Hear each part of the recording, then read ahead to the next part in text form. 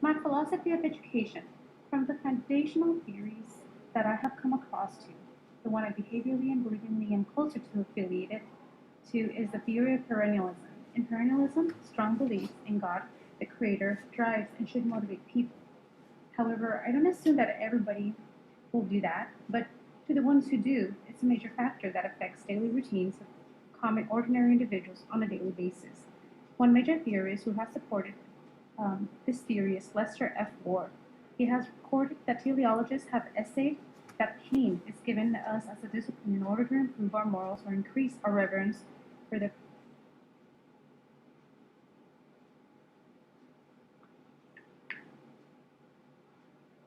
So, are the students intrinsically motivated?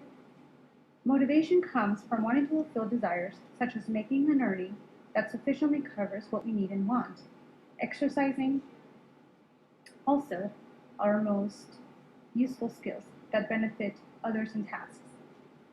The third is wanting to provide for others. I think that the manifestation that the individual performs is due to their abilities. Student motivation can come through different environmental and internal factors.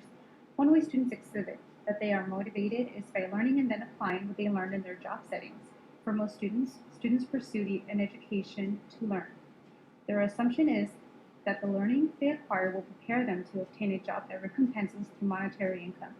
The Industrial Revolution and women and African American education rights motivated many individuals who were categorized in these groups to pursue higher paying jobs, which meant higher education. For example, reading and writing were useful skills many slaves were not able to learn because American leaders didn't want them to take part of that privilege to learn.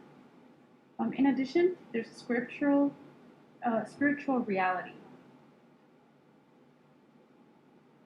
There's a spiritual reality that which affects the intrinsic motivation. Biblical scriptures inspired by the Creator have insight, like delight yourself in the Lord, and He will give you the desires of your heart. This is recorded in the Bible, which is in the book of Psalm 37:4. This means that if you enjoy everything God is, and what He is, desires would be godly and pleasing to Him, which they will come to be a reality. So should education be the same or different to everybody? Education should have a different approach for women and men. Biologically, men and women are different, and so should educational approaches and tactics. Basic education, which take care of basic needs, knowledge, should be the same.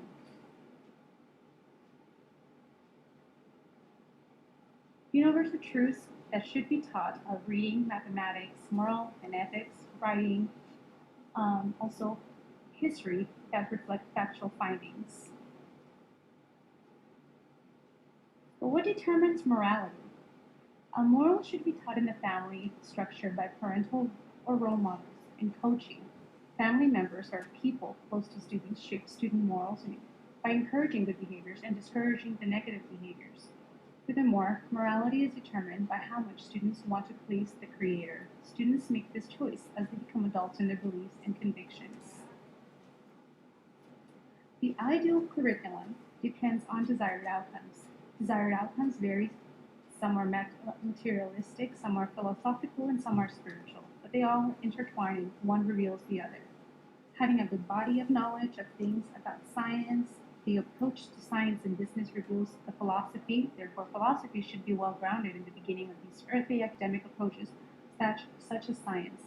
Christian doctrine and scriptural knowledge is necessary as to how philosophy is formed and then manifested in the sciences and business approaches. Laws are important to teach as individuals and sons and daughters of the Creator. We should obey these laws, and other people will give glory to God into obeying the laws of the earth and living in peace.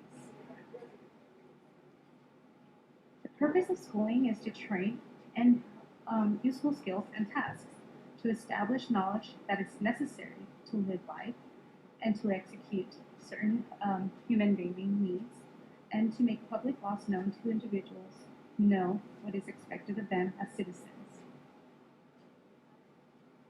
So two methods are important. The first is discussion. This is important because people's thought patterns and hearts are revealed through expressive languages, like words. The second is problem solving. Individuals need to learn how to keep a steady moving rate in life. The class environment should include orderliness, regularity, and prayer. Orderliness helps to make things clear. Regularity establishes routines and makes them meaningful. And prayer acknowledges that God helps us approach life in a way that is pleasing to Him. How do I know if my students have learned? My students have learned when they can tell me what they've learned. In addition, parents say they've seen improvement in maturity. Also, when they listened and applied what I teach. And finally, by showing what they've learned in any way or form. So, in conclusion, students are motivated intrinsically and environmentally. Their motivation or lack of is shaped by good adult role models. As students recognize that there is a creator who seeks the glory of all mankind, they will learn to be stewards and meet the daily life expectations through learning and prayer.